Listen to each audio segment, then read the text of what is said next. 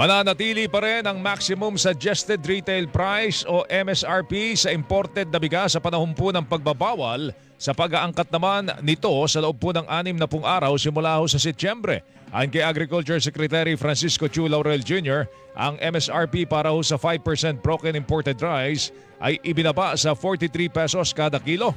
Dati 45 pesos kada kilo noong July 16. Nauna rito iniutos po ng Pangulong Bongbong Marcos ang import ban para mapatatag ang presyo ng palay.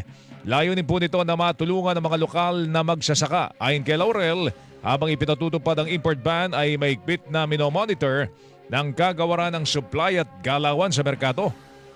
Lalo na ng mga retailer, wholesaler at importer. Kanyang panahon ng import ban ay maaaring magpalawi o maipalawig o mapaikli. Depende sa presyuhan at resulta ng anihan sa mga susunod na buwan.